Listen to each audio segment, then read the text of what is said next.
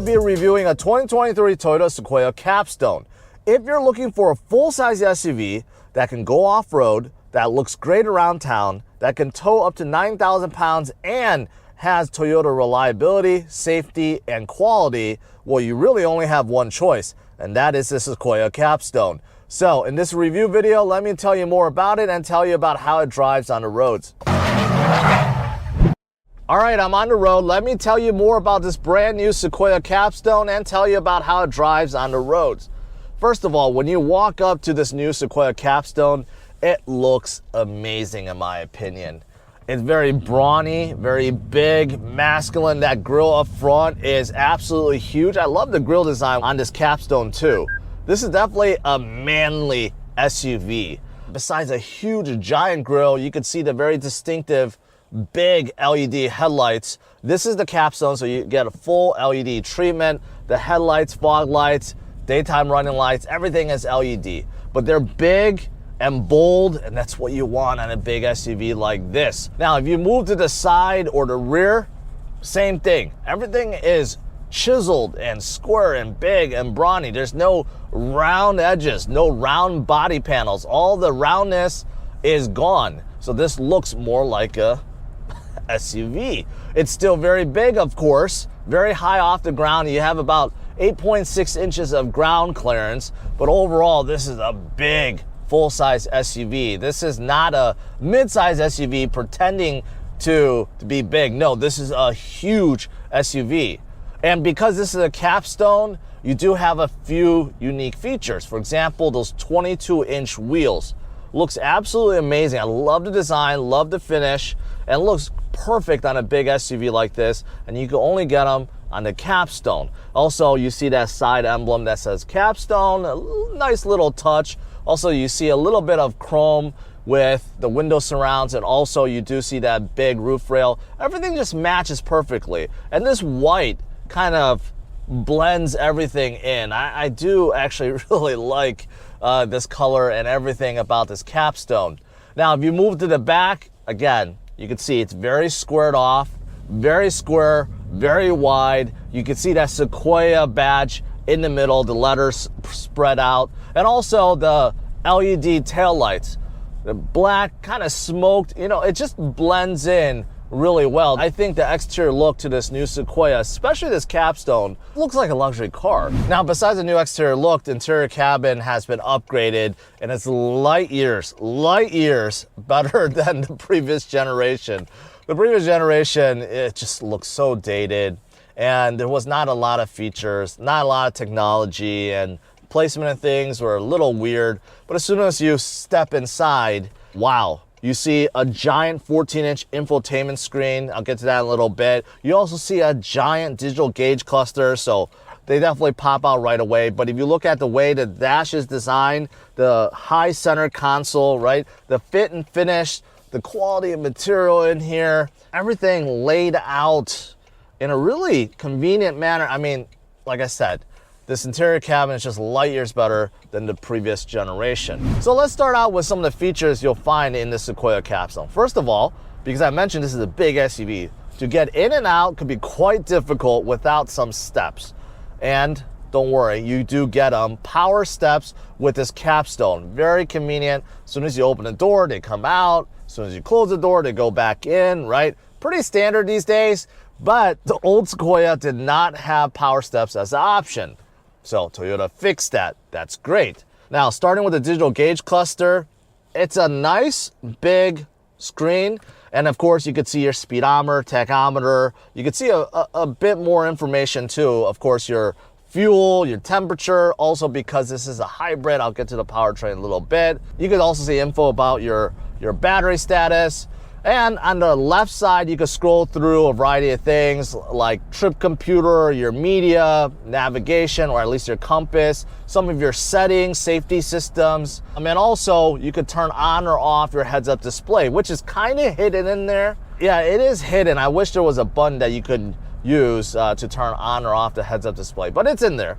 And with this capsule, you do get a heads-up display as well in front of your face. Unfortunately, it's not easy for me to capture with my camera, but it does give you the essentials. The heads-up display is nice, and it gives you the essential stuff like compass. It tells you the speed limit, how fast you're going, right? Some of your safety warnings pop up, stuff like that. And this is something that you couldn't get in the last generation of Sequoia. Power folding mirrors, heated steering wheel, heated and ventilated seats up front. These are all pretty standard. Wireless charger. You also have a giant panoramic sunroof. Very, very nice. But inside this capstone, you get a little bit more. For example, you get this digital rear view mirror. Also, this capstone has a ton of cameras around it. So if you want to see what's around your Sequoia, very easy to do. There's a switch, you toggle, you get a bird's eye view first of all. And also when you go into reverse, you just see there's a ton of views in front of you, side of you, behind you, right? Very convenient.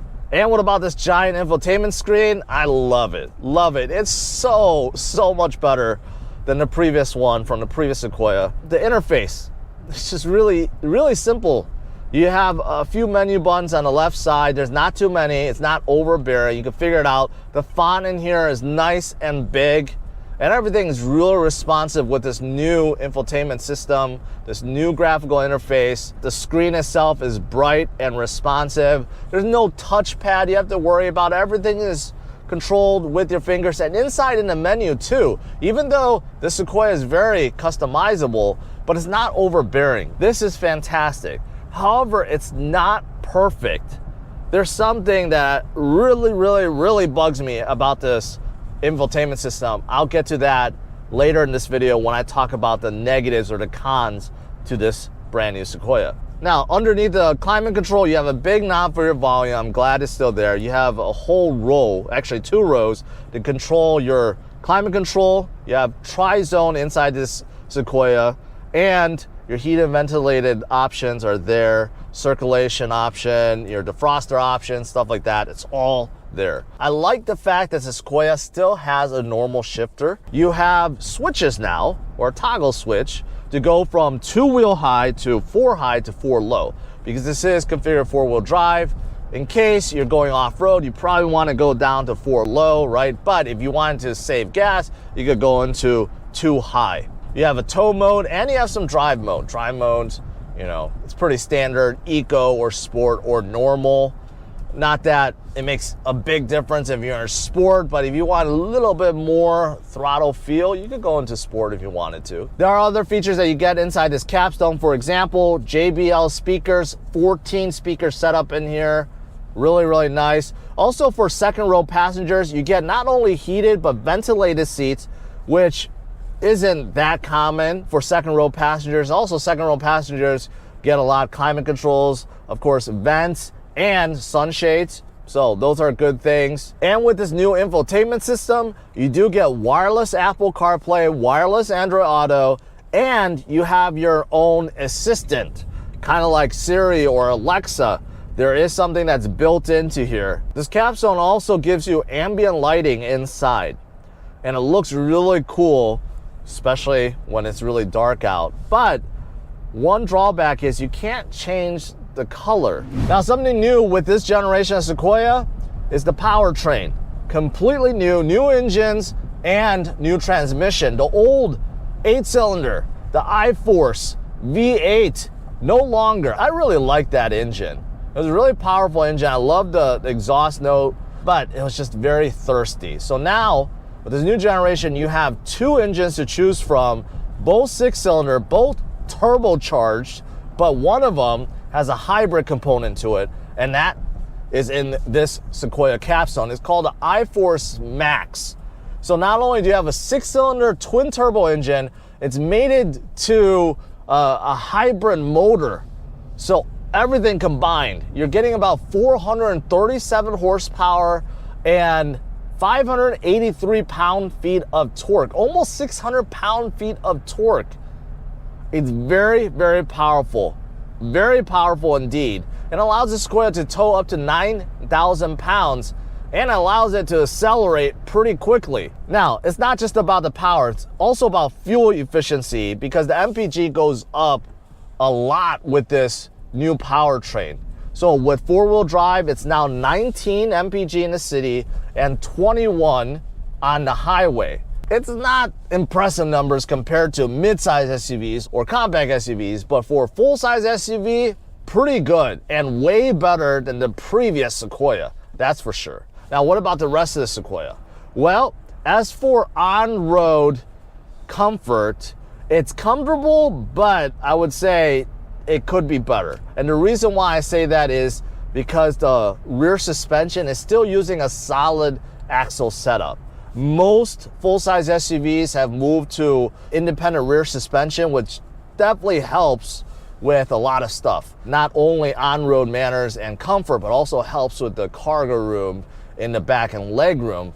But Toyota unfortunately stuck with a solid axle setup still in the rear. So it does make some of the bumps, some of the potholes that I go over, makes it less comfortable. I do feel more like shuddering inside this cabin whenever I hit any of these imperfections on the road. So you do feel some of that. However, if you're going off-roading, that solid axle actually helps because it gives you a bit more, not a bit more, a lot more wheel articulation in the back if you're taking uneven paths or, you know, going over boulders, whatever you may be doing, it does help with that. So at least you have that. Now, I think steering is good and greatly improved. This one, of course, is covered in leather. The leather is a little harsher. It's not those like soft leather. Overall, I like the thickness. I like the grip.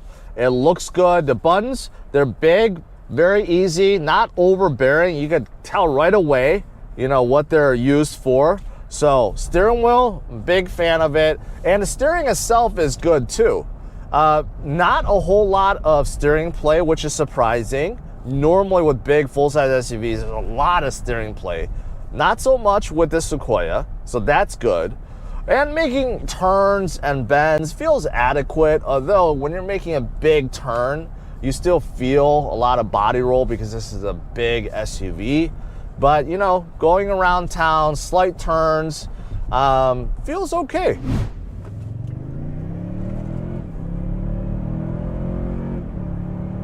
Accelerated up to about 60 miles per hour. Slight lag when I put my foot down.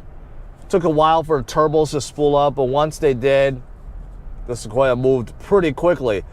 Here's a surprise. The exhaust note, not as throaty as the old V8 or any V8, but there's still some throatiness to it. I can't tell if it's simulated or not, but it actually sounds pretty good.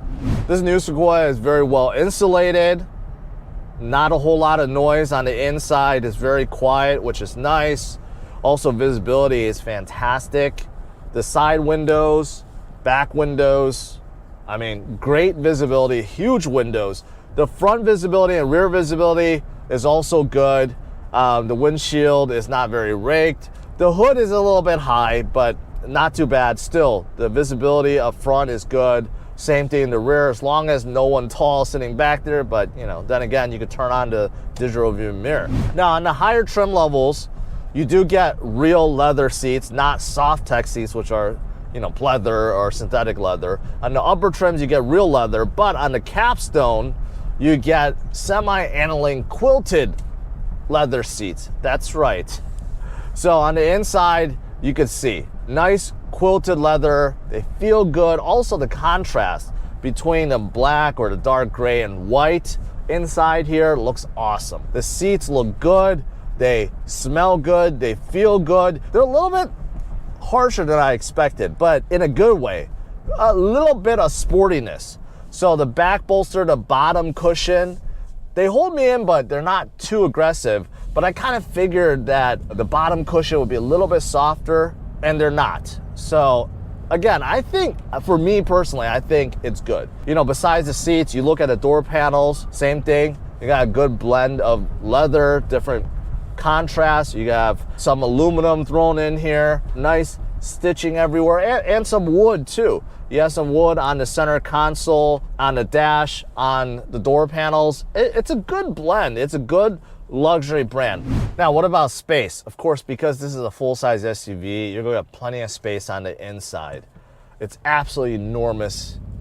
Up front, you can see plenty of headroom, shoulder room, hip room, no problems at all. Second row too, those captain chairs inside this capstone, they're really, really wide. I'm 5 feet 10, I have like 5 or 6 inches of leg room, and about the same with headroom. Although I will say the old Sequoia I remember had almost like 12 inches of leg room in the second row. So that did decrease. And I do think that's due to the third row, because Toyota wanted to make sure the third row also has enough space. Now, what's interesting about the third row is Toyota designed it so that you can slide the seat forward and backwards. Okay, so that's pretty unique. You really don't see that in any SUV where the third row could be slid forward and backwards. And that's great for generating cargo room too, not just passenger room, but cargo room. All right, next, let me talk about some of the negatives, some of the cons to the Sequoia, because this new Sequoia is not perfect. And some of these cons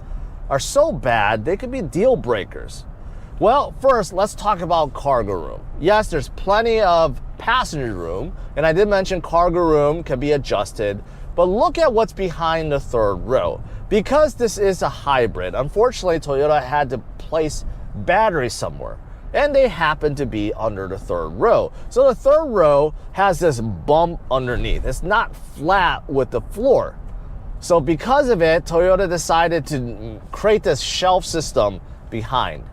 And the shelf system is quite weird because it's not really all that useful. It's just created to kind of flatten things out. So you can see at base level, it tries to even things out with that hump. And underneath, you have these dividers, but really, I don't know what could go underneath there. There's no space at all. And quite frankly, being such a big SUV, behind the third row, there's just not that much cargo room. Yes, you could slide the seats forward to generate a little more, but compared to some of the peers in this class, they definitely have a lot more cargo room behind the third row. Now, what about if you want to fold down the third row? You can easily. There's switches in the back, although there's no switches to fold down the second row seats, which almost every SUV has these days, especially in this class, so that's a negative. But let's say you fold down the third row seats. You can see how they're not flat by any means. They stick out like 8 inches at least from the floor. So that shelf system, well, you can move that up, and again, you can kind of open it up to kind of make it even with the seat backs, right? And then underneath, you have this space, but again, it's not very usable, right? So Toyota created this shelf system to kind of make things flat back there, but it's definitely not as good as the other manufacturers, which basically has a flat row once you fold down the third row seats and the second row, right? So it makes hauling big items inside the Sequoia a little difficult and just makes things awkward back there. So that's definitely a big negative. Another negative is the fact that in order to get in a third row, you have to cross in between the captain chairs, or you could fold the second row up, right? But take a look, between the captain chairs, you have this tray that's mounted to the floor, cup holders, and just big area for your things, right? That does make a bit more difficult to cross because you do always have to step on that tray. I hope Toyota designed it so that it doesn't break very easily, but it does make maneuvering between the captain chairs quite difficult. Now, what about folding the second row? Well, that's really easy. You just pull on the lever and the seat folds forward, which is great. It does give you plenty of space. However, with this design, if you have car seats, well, you're screwed. You're out of luck. With car seats attached, there's no way that it's able to fold and move forward. So that's the trade-off. A lot of other modern SUVs, they make it so that it just kind of tilts forward. And the purpose of that is because if you have car seats, it'll still work. This one won't work with car seats. Keep that in mind. And speaking of third row, you do have power switches which can lean your seat back, forward, and backwards. Also, you do get sunshades back there, which is great. But as for USB ports, you only have one. Behind the head of the third passenger on the driver's side, you have one USB port. It's kind of hidden back there. But then on the other side, toward the driver's side, there's no USB port. Again, this is the capstone. This is the top trim level. Why be stingy with USB ports? I don't quite get it. Now, on to the next negative, which is the navigation system. I did mention that, I hinted that at the beginning when I showed off this infotainment system, which is great. I love it, except the navigation is not included. Again, this is the capstone. This is the top trim level. So navigation is subscription based. Toyota is pushing subscriptions hard right now, so they want you to pay $8 a month to get navigation, which I know will turn off a lot of people. Luckily, wireless Android Auto and wireless Apple CarPlay are standard, and I believe most people will just use that and use Google Maps instead. But you know what? Something like that should not be forced upon people, especially on the upper trim level. I can get on the lower trim levels, but the upper trim level, navigation should be free. You know what else is part of a subscription program? Remote start. Yes, today when I was trying to start up this Sequoia because it's quite cold out, I looked at the key fob and I realized there is no remote start button. So you do have to actually subscribe to a plan that allows you to remote start your Sequoia on the app. But guess what? That plan is actually quite expensive. It's $16. Yes, Toyota does give you other features, like it tells you if your car is on or not and where it's at in case it's stolen. Yes, I get it. They add in a whole bunch of other features. But if you just wanted a basic remote start, you have to pay $16 a month for that. There's another subscription program that's very similar to OnStar for emergency and stuff, so that's another $8. Overall, if you subscribe to all three, you're going to pay another $32 a month on top of your lease payment or finance payment. So basic things like remote start and navigation, especially on a top trim level like this, they should be included, especially on a top trim level like the capstone. I'm gonna repeat that. So I'm gonna throw those in the negatives. As for pricing, the capstone is the top trim level to the brand new Sequoia. And if you're looking for two-wheel drive only, the price is around $75,800. This is before destination charges. But if you do want that four-wheel drive capability, it's going to start around $78,400. So it jumps up about $2,600 for four-wheel drive. Now, there are a few options, just very limited options, because this is already the capstone. This is the top trim level that pretty much gives you everything. But there are a few things. For example, if you wanted power tow mirrors, it's about $290. There is also optional rear air suspension, which will keep the rear of your Sequoia level, especially when you're towing or you're hauling a lot of stuff in the back. Those two are about it, and you could get both of them for about $1,335. So if you add that in and you add in a destination charge, this capstone four-wheel drive comes in right around $80,000. To conclude, am I a fan of this brand new Sequoia capstone? To be honest, I'm kind of in the middle. I'm on the fence. This new generation of Sequoia is light years better than the previous one. The previous one was just way too dated. It was out way too long without a redesign. So yes, everything about the Sequoia is better than the last one. The problem is others in this class has been improving and updating over the years. So even though, yes, this has all the goodies, so do the others. And quite frankly, the others in this class do some things better. I did mention about the suspension setup in the rear. If you look at the Expedition, the Tahoe, they both have moved to independent rear suspension, which gives them more room on the inside, more cargo room, more interior passenger room. Not only that, they also have better on-road comfort. So that's a clear example. Other things that I mentioned about Toyota's push into subscription and lack of USB port, for example, right? These are things that I put in the negatives that I really dislike. I think simple features like a remote start, which almost everyone wants. If you're living in a cold area, everyone wants that feature. And it's a pretty standard feature. Even in $20,000 cars, you get them. But you don't get it inside an $80,000 car, right? So that bothers me. And there's a few little things like the window switches. Some of the buttons in here, they look out of place. They look like they were recycled from the previous generation. It doesn't fit this trim level. And as for this new powertrain, yes, it's more powerful. Yes, it's more fuel efficient. But is it as reliable and as dependable as the previous V8? That's a question mark at this point. So that is why overall I'm on the fence on this new Sequoia. If you're looking for a big full-size SUV, yes, this is definitely a contender, but is it at the top of the class? I'm going to argue no. So smash the like, subscribe to the channel, and stay tuned for my future review videos. Take care. Bye-bye.